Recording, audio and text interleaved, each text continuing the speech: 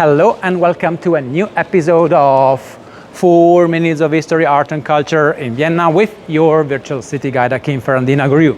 If you haven't already subscribed to the channel, please do it now. Leave us some likes and comments. And if you want to support us, you can do it by booking some tours or by Patreon. I'll leave you all the information in the description and in the first comment. Right, now we will talk about the extension of the reign of the Habsburgs up to the 16th century. This will be a kind of summary of all the episodes we were shooting about them up to now. The 13th century we start, Rudolf I of Habsburg. The first Habsburg became king of the Germans. He left Switzerland, the canton Aargau, and then Upper Austria, which is Oberösterreich, a part of it, Lower Austria, Niederösterreich, Vienna, which was a part of this Niederösterreich, and Styria, Steiermark, passed to the Habsburgs. Then we were talking about Johann Parricida, the king slayer. He was just able to kill the king, that's it. But then, at the beginning of the 14th century, Carinthia canton passed to the Habsburgs, and Slovenia too. Then we were talking about Rudolf IV of Habsburg, the founder, the one founded the Viennese University in the year 1365, the oldest German-speaking university we have in the world, and who laid the first stone to build the southern tower of St. Stephen. But I forgot to mention that under his time in the 14th century, Tyrol passed to the Habsburgs too. So we have Lower Austria, Upper Austria, Styria, Tyrol, Carinthia, Slovenia, and Vienna, of course, too. Then we were talking about Frederick III of Habsburg, the arch-sleepyhead of the Holy Roman Empire. He was able to keep all this together because he was very patient and he survived all his enemies. And then we've got Maximilian I, the last knight.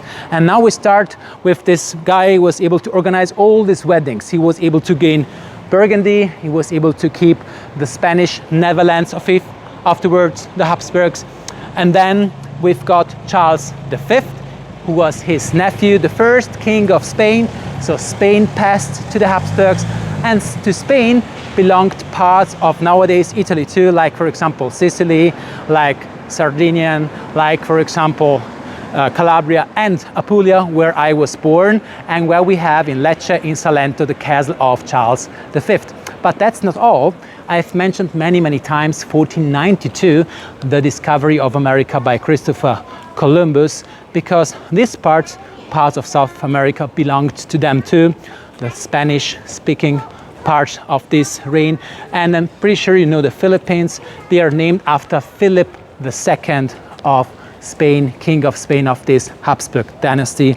And then Bohemia and Hungary in the 16th century passed to the Habsburgs too.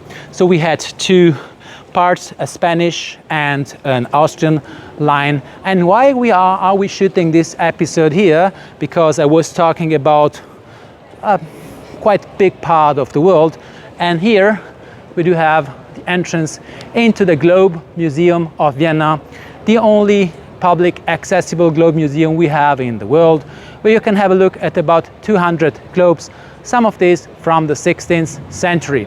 So thank you very much for watching. We see us the next week for the next episode of 4 Minutes of History, Art and Culture in Vienna. Thank you very much and goodbye.